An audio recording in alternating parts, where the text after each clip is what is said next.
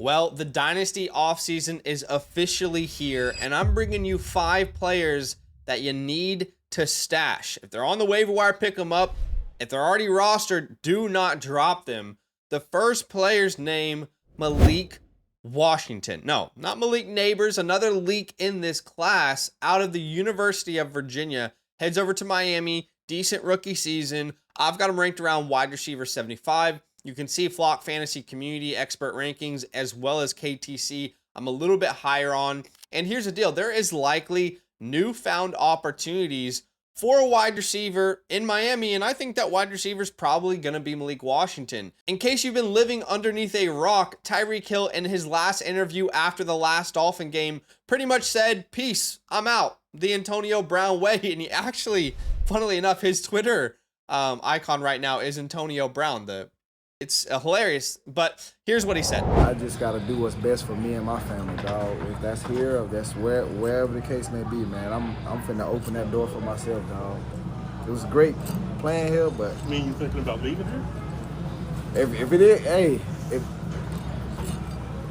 it gets... I mean, we got a guy who, after their last game, saying things like, "I got to do what's best for my career. I'm leaving the door open." Then he literally says, "I'm out." Then he goes to Twitter, and even on Twitter is like, "Hey, I'm leaving the door open. Love you, Dolphin Nation." So there is a very good chance. Of course, the Dolphins don't have to trade away Tyreek Hill, but there's a very good chance after these comments and his actions online that he's probably played his last snap as a Dolphin. And Malik Washington is a very good prospect in his own right. In the year 2023 at the University of Virginia, he had 110 receptions, almost 1,400 receiving yards, and 9 touchdowns. He set Virginia's record for receptions and receiving yards, and he also set an ACC single season record in receptions at 110. And if you look at his season, out of 286 wide receivers with at least 50 targets, he was second in PFF receiving grade and 5th in reception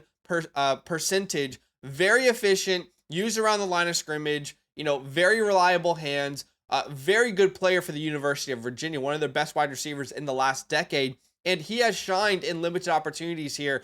Granted, it's not the opportunities you want to see just yet, but you can see versus Houston in week 15, 5 catches, 52 yards on 60% of snaps. Then in week 16 and 17, he played 87% of the snaps in games where Jalen Waddle was injured. That's week 16 to 17.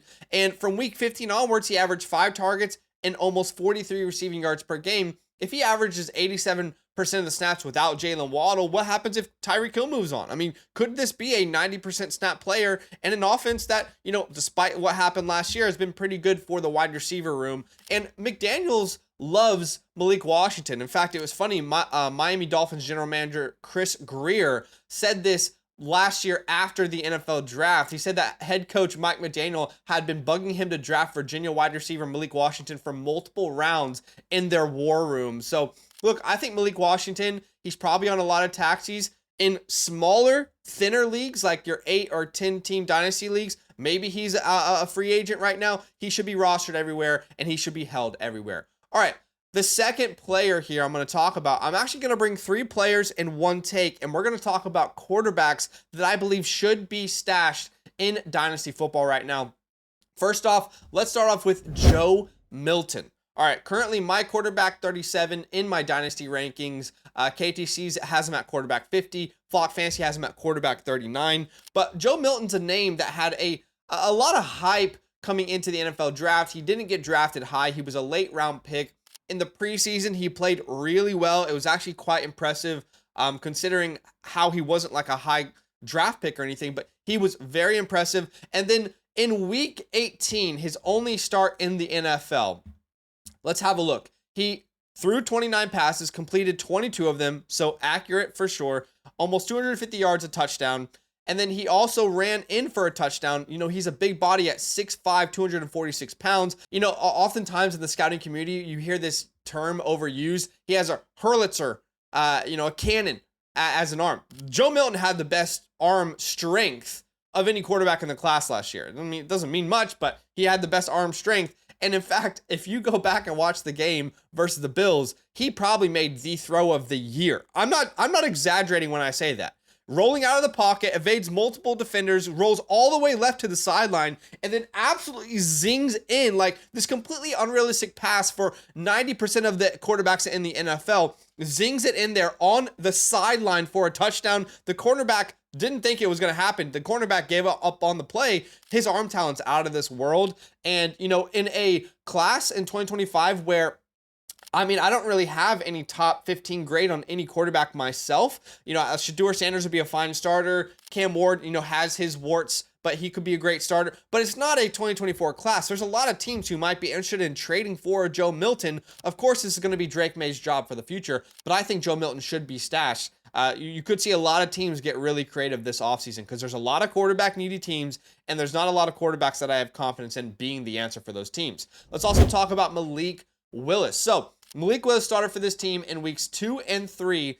And in those 2 weeks when Jordan Love was out with an injury, very good, like very, very good. High completion percentage, 2 touchdowns, 0 interceptions. He also ran for a touchdown. And what everybody dreamed he could be coming out of Liberty, he was, especially as a rushing quarterback, 73 yards and then 41 yards in those 2 starts just on the ground alone. And if we look at Malik Willis' stats, his first year as a Tennessee Titan, if you guys remember that, he completed about 50% of his passes, 51% of his passes, 3 interceptions, no touchdowns. Well, if you look at this year, the 2 starts he had with the Green Bay Packers, better supporting cast, better team all around, completed almost 75% of his passes, 3 touchdowns, 0 interceptions. I mean, there's clear improvement from a player that everybody recognized when he came into the NFL is going to need some time to really improve. And now he's finally done that. You know, maybe he remains as a backup. Maybe he's traded away. There's only 1 year left on his contract, so he will be a free agent after this next season.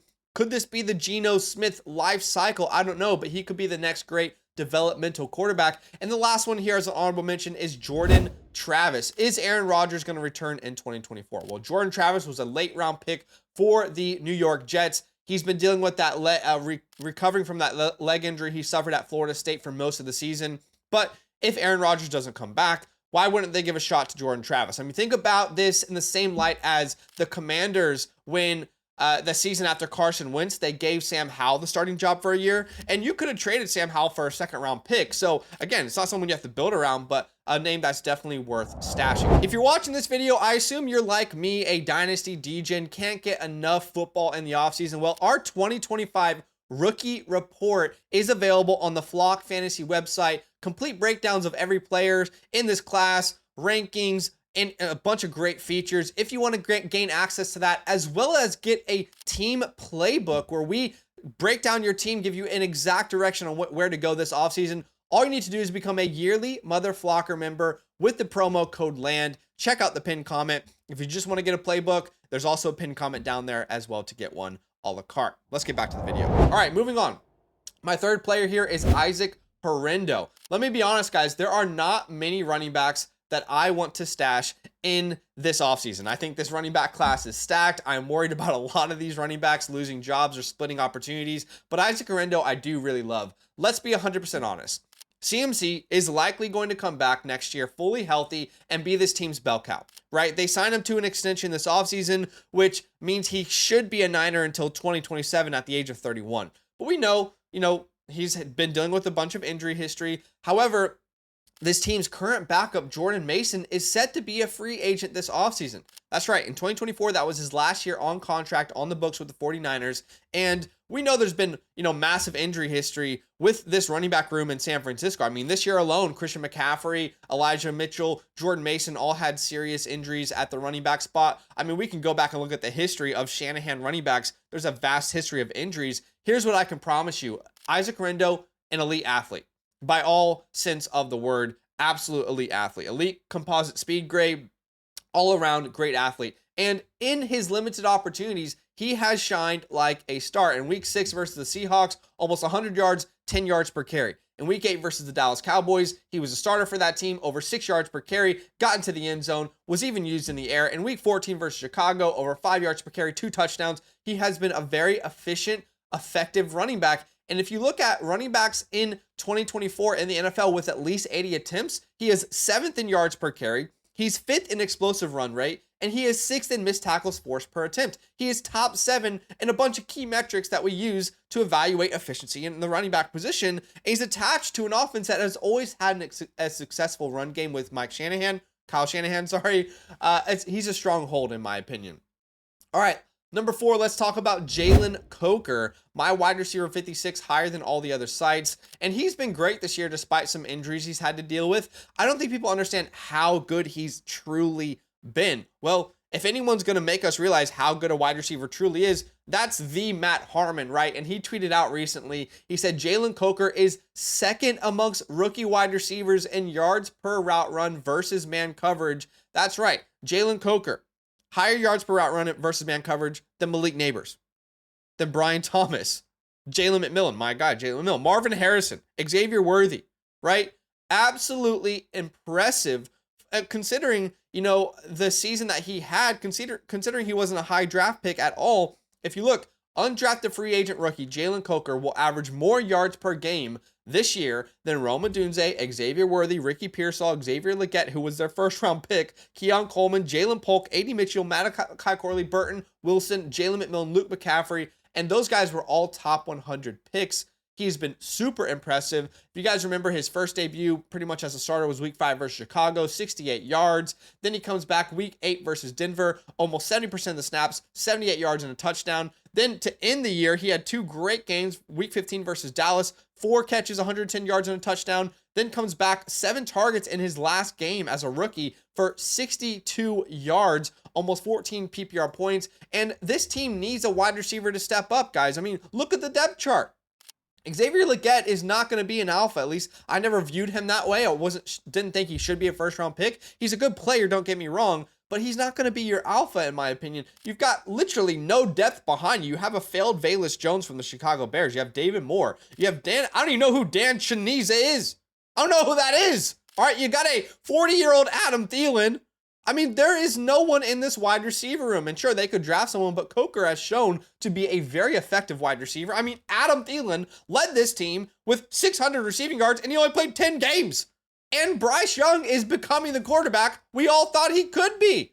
I mean, how cool was that turnaround Steph Curry touchdown in the last game where he just threw it and he's like, the Steph Curry turnaround? That was so badass. He knew it was cash. Anyway, if you look at Bryce Young, his first 18 NFL starts, and you see the improvement from his last 10 NFL starts. Again, his 1 to 18 starts and then 19 to 29th start in the NFL. You can see the completion percentage goes up. You can see the touchdowns massively go up from 0.4 touchdowns per game over to 1.5 touchdowns per game, and that's not including rushing touchdowns. His turnovers have come drastically down. His passing yards per game have come up. His passer rating is higher. His adjusted yards per attempt is through the roof. And you've got potentially, probably not, they might draft someone, free agency, but you have potentially his wide receiver 1 for the next couple of years. Absolute mustache, absolute must hold, even if you already have him on your team.